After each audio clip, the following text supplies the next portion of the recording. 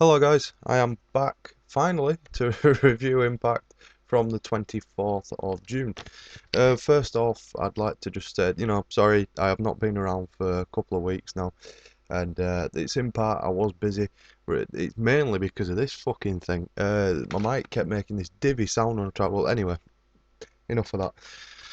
Quick note, previous Impacts for the past 3 weeks I thought were pretty good. I enjoyed watching them.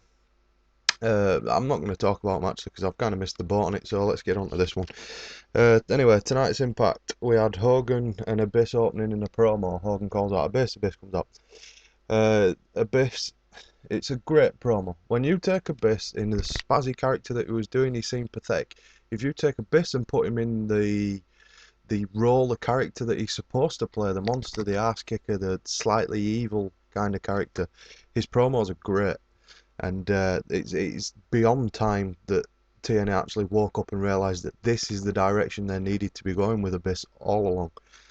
Um, anyway, the promo was good. Abyss says they are coming. Everybody, I think, has an inkling, should do, that it's an ECW type invasion role or angle.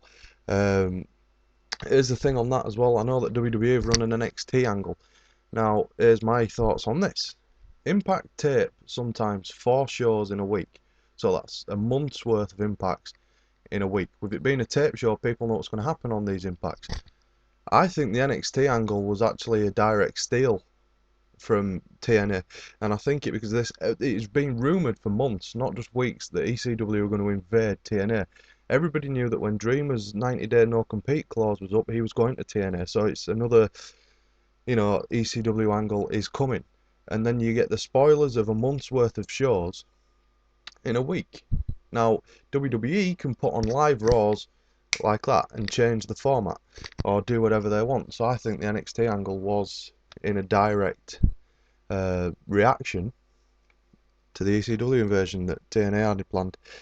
Anyway, Abyss is they're coming, whatever. Abyss breaks down, shoves Hulk Hogan's Hall of Fame ring down his throat. Great, chokes Hogan. RVD comes out for a save. Abyss kicks RVD's ass, and then Anderson comes out and nails Abyss. It was a good start. I liked it. After that, we come back from the break, and Hogan and Bischoff are backstage talking about Abyss that they put time in, yada yada. The beautiful people backstage as well as a short promo of them. Next, so the first match is Angelina Love versus Velvet Sky. Angelina Love gets DQ'd pretty much in the same way she did with Lacey Von Erich, a DDT onto a steel chair. Wasn't a bad match. It wasn't great either, but it was solid enough. Backstage, we have Jay Lethal with his brother. The Jay Lethal angle, I like it and I don't like it, and I like it for this, that Jay's getting TV time. I don't like it because Hogan got involved in this, and you've got to question Hogan's motives. When he got involved in this last week, he didn't get involved with Jay on screen when Jay started his own thing.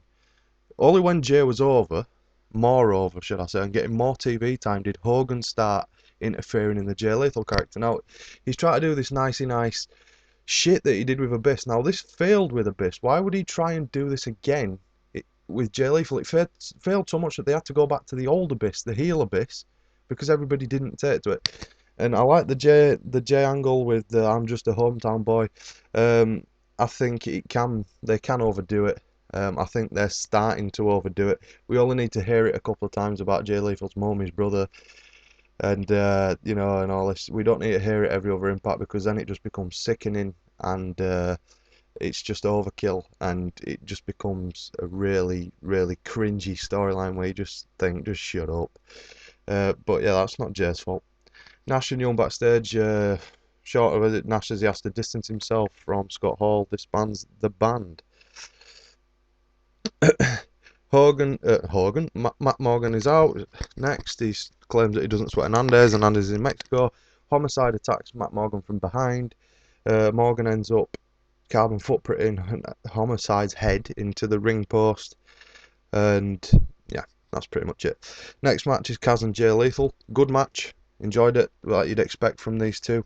Love the work that went on in this match. Not the wrestling side. The wrestling side was good, but the fact that AJ and Ric Flair jumped Jay Lethal's brother backstage, and it showed it on on TV, obviously not the Titantron, halfway through the match. The match continued, Jay gets the win, and Kaz is smiling at him in an evil way, points to the Titantron, and Ric Flair's there holding, you know, Lethal's brother up who's unconscious, yada yada, and starts wooing at the camera. I thought it was very well done, and yeah, I enjoyed that. Next up was Jeff Jarrett versus Sting. Am I the only person in the world who really doesn't care about this angle? I mean, the only person who thinks that Jeff Jarrett is a big star is Jeff Jarrett.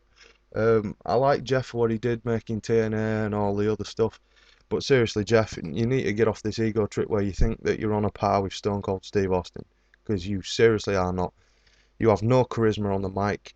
You're about as boring as combing your pubic hair, and you don't got it.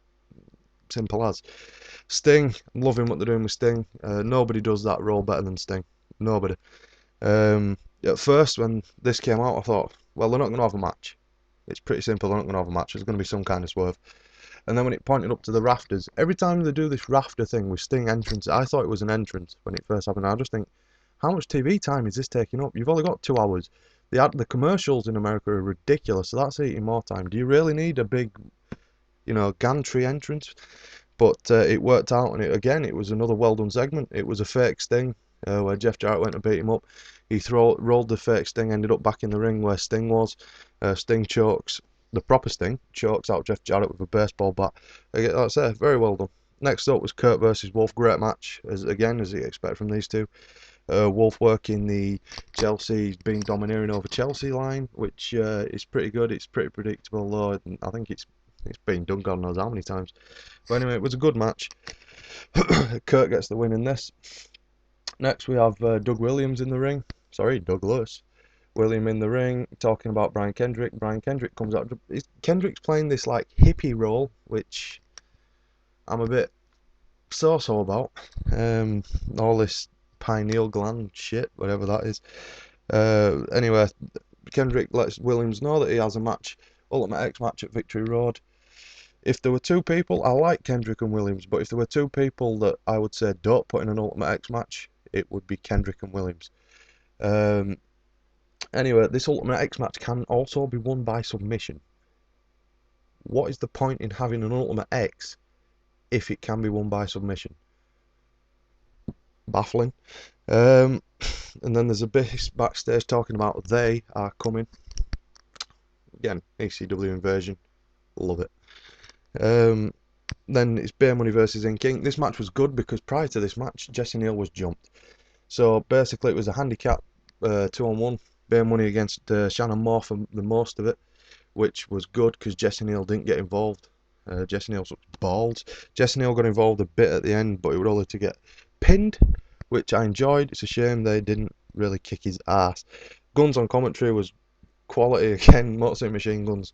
Don't care what anybody says, they are the greatest tag team on this planet, and they have a shout, in my opinion, for being the greatest tag team of all time. Halfway through this match, he cuts away. There's Dreamer, Raven, and Stevie Richards in the crowd, sitting down. Like I said, the ECW angle I like. I've never personally been a big fan of Stevie Richards, so I'd much rather see someone like Sabu, which they might be coming along. Hopefully there will be. And then we're on to the main event, are we? No, there's an AJ Kaz funny little promo, about a 2-minute promo in the back.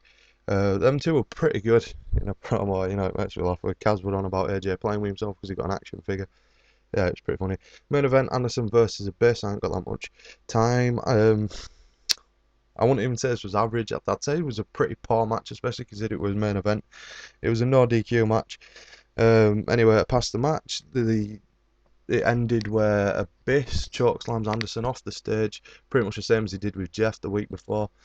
Hogan comes out, hits Abyss with a chair. It has no effect on Abyss. Security come out, Abyss throw security about. If anything happened after that, I don't know, because for some reason the stream cut off that I was watching. Anyway, not much time left. Just like I say, good to be back, guys. And this was a decent Impact again in a stream of, I'd say, of about 4 weeks of Impacts, which have been pretty good and pretty solid. Yeah, I'll see you later. Cheers, guys.